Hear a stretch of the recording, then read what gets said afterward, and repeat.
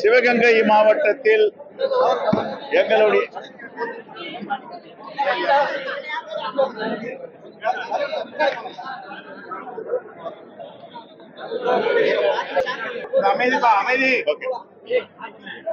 இன்று சிவகங்கை மாவட்ட காங்கிரஸ் கமிட்டியின் சார்பாக எங்களுடைய நாடாளுமன்ற உறுப்பினர் திரு கார்த்திக் சிதம்பரம் அவர்கள் தலைமையில் நிர்வாகிகள் கூட்டம் நடத்தப்பட்டது. இந்த நிர்வாகிகள் கூட்டத்தில் கட்டமைப்பை வலிமைப்படுத்துவதும் கட்சியை பலப்படுத்துவதற்குமான ஒரு ஆலோசனை கூட்டம். இதில் சிறப்பாக எங்களுடைய மாவட்ட தலைவர் சஞ்சய் அவர்கள் ஏற்பாடு செய்திருந்தார். மாநில, மாவட்ட, நகர, வட்டார, கிராம நிர்வாகிகள் கலந்து கொண்டனர். அடுத்த கட்ட நகர்வு கட்சியுடைய கட்டமைப்பை வலிமைப்படுத்துவது, அமைப்பை பலப்படுத்துவது சம்பந்தமாக நாங்கள் பேசியிருக்கிறோம்.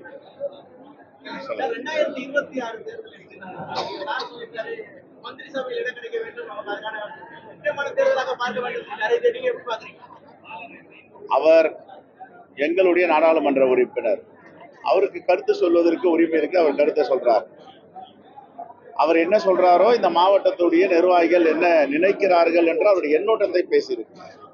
அவருடைய உரிமை, அவருடைய கருத்துரிமை. அடுத்தது திருமாவளவன்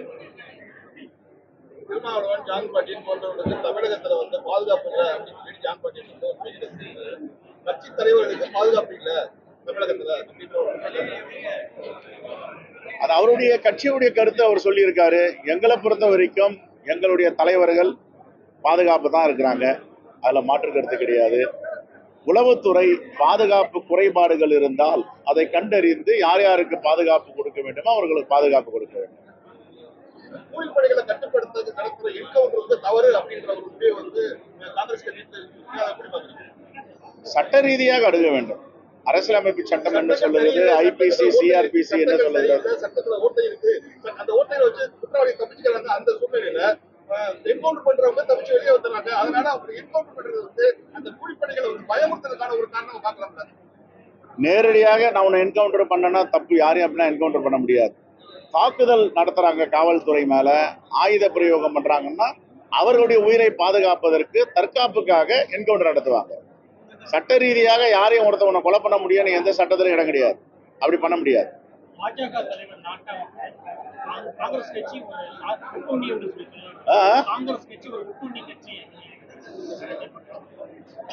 அவருக்கு சொல்றதுக்கு எந்த ஒரு தகுதியும் அருகதையும் கிடையாது. அவருடைய கட்சி அவர் ஃபர்ஸ்ட் பின்னோக்கி பார்க்கணும். இன்னைக்கு மனோஜ் சோனின்ட்டு யூபிஎஸ்சி உடைய சேர்மன் ராஜினாமா பண்ணியிருக்காரு. யார் ராஜினாமா பண்ணியிருக்காரு? ஓராண்டு கூட அவளை 2023 தான் அவரை சேர்மனா யூபிஎஸ்சியில நியமிக்கிறாங்க. ஒன்றிய தேர்தல் ஆணையத்துடைய பணியாளர் ஆணையத்துடைய தலைவரா மனோஜ் சோனி யார் ராஜினாமா பண்ணார்? அண்ணாமலை கிட்ட போய் கேளுங்க. ஊழல் எதுல எடுத்தாலும் ஊழல், எதுல எடுத்தாலும் ஆள் மாறாட்டம் வைத்து தேர்வு எழுதுவது, கிராமப்புற மாணவர்கள், அரசு பள்ளியில் படிக்கும் மாணவர்கள், ஏழை எளிய மக்களின் மாணவர்கள், உங்களை மாதிரி ஜேர்னலிஸ்டா இருக்க பிள்ளைகள்லாம் எந்த வாய்ப்பும் இனிமே கிடையாது. எல்லாமே அவங்க நிர்ணயிக்கிறாங்க. யார் தேர்வு எழுத வேண்டும், யார் உயர் மதிப்பெண் பெற வேண்டும், யார் தகுதி பெற வேண்டும் அவங்க நிர்ணயிக்கிறாங்க. அப்ப எங்க அரசியலமைப்பு சட்டம் இருக்குங்க?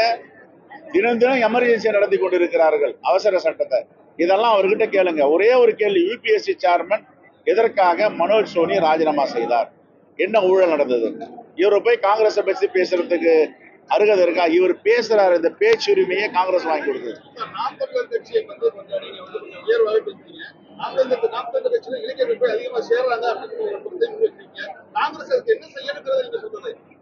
எங்க நாடாளுமன்ற உறுப்பினர் தெளிவா சொன்னாரு, மக்கள் கிட்ட போனோம், மக்கள் பிரச்சனை எடுக்கணும், போராடணும். இப்ப இபி உடைய டாரிஃப் இன்க்ரீஸ் பண்ணி இருக்கிறாங்க, அதற்காகலாம் குரல் கொடுக்கணும், குறைக்க சொல்லணும். நாங்களும் காங்கிரஸ் உடைய பேரியக்கத்தின் சார்பாக இதை மக்கள் தாங்க மாட்டார்கள், இதை உடனே திரும்ப பெறணும்னு கோரிக்கை வச்சிருக்கோம். நாம அறிக்கையே கொடுத்திருக்கேன், இதை கட்டண உயர்வை திரும்ப பெற வேண்டும், மக்கள் மீது சுமத்தக்கூடாதுன்னு சொல்லியிருக்கோம்.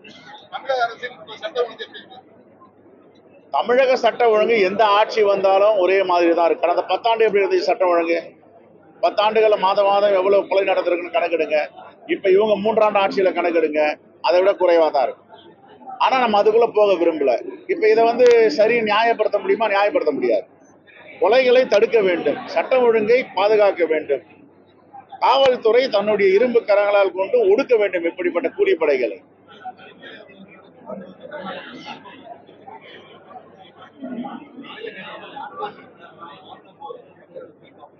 இல்ல, நான் ஏற்கனவே சொன்னதான், எல்லா தலைவர்களுக்கும் அச்சுறுத்தல் இருக்கிறது என்றால், என் நாடாளுமன்ற உறுப்பினர் இருக்காரு, அவரு இந்தியா முழுவதும் டிராவல் பண்றாரு, தமிழ்நாடு முழுவதும் டிராவல் பண்றாரு, தொகுதி முழுவதும் போவாரு. இதை யார் கண்டறியணும்?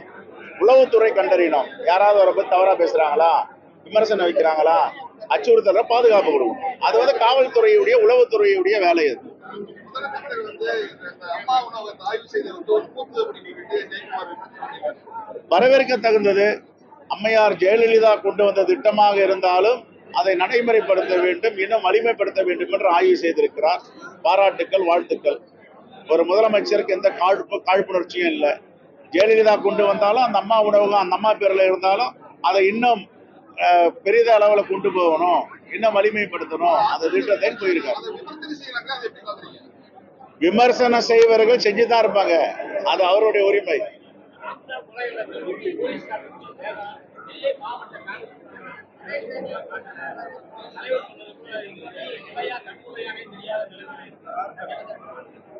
புலன் விசாரணை நடந்துட்டு இருக்கு. ஏற்கனவே திருநெல்வேலி மாவட்ட காவல்துறை புலன் விசாரணை மேற்கொண்டாங்க.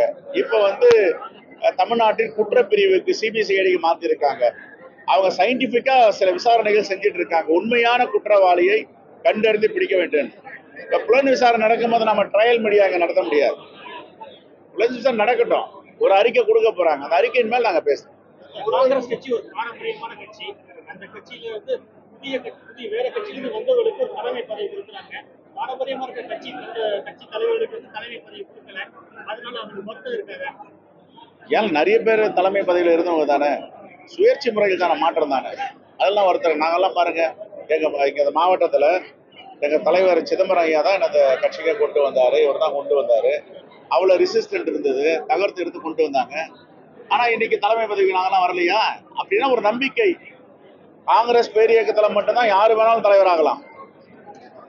இன்னார் தான் அவனும் ஒரு காலத்துல வேற மாதிரி இருந்தது. இப்ப தலைவர் ராகுல் காந்தி பிறகு யார் வேண்டுமானாலும் உழைப்பவர்களுக்கு பதவி கிடைக்கும், பொறுப்பு கிடைக்கும். ரைட்.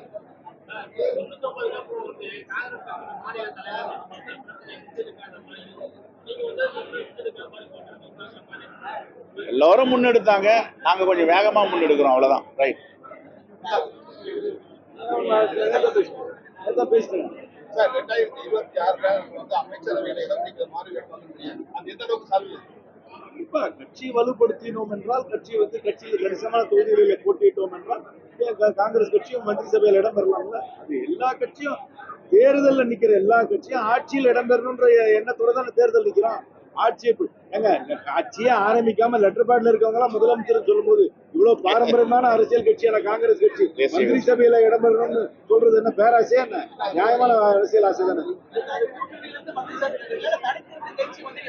அது அந்த சூழல் பார்ப்போம். நாங்க கூட்டணியில இருக்கிறோம், இந்த கூட்டணியை நாங்க ஏற்றுக்கொள்கிறோம். எனக்கு நாங்க சொல்றது, காங்கிரஸ் கட்சிக்கு அதிக பிரதிநிதித்துவம் தேவை. எல்லா மட்டத்திலும் காங்கிரஸ் கட்சி, உள்ளாட்சியா இருந்தாலும் சரி, மாநில அரசாங்கம் இருந்தாலும் சரி, எல்லா நிலையிலும் காங்கிரஸ் கட்சியுடைய உறுப்பினர்கள், காங்கிரஸ் கட்சியுடைய பிரதிநிதிகளுக்கு பிரதிநிதித்துவம் தேவை. நாங்க சொல்லலையே, நாங்க அதெல்லாம் நாங்க ஒன்னும் ஒரு அணி அமைக்கிறோம், தனி அமைக்கிறோம் சொல்லவே இல்லையே. நாங்க முதல்ல பிரதிநிதித்துவம் எங்களுக்கு அதிகமாக கிடைக்க வேண்டும் எல்லா நிலையிலும் என்பதுதான் எங்களுடைய கட்சியுடைய எண்ணம்.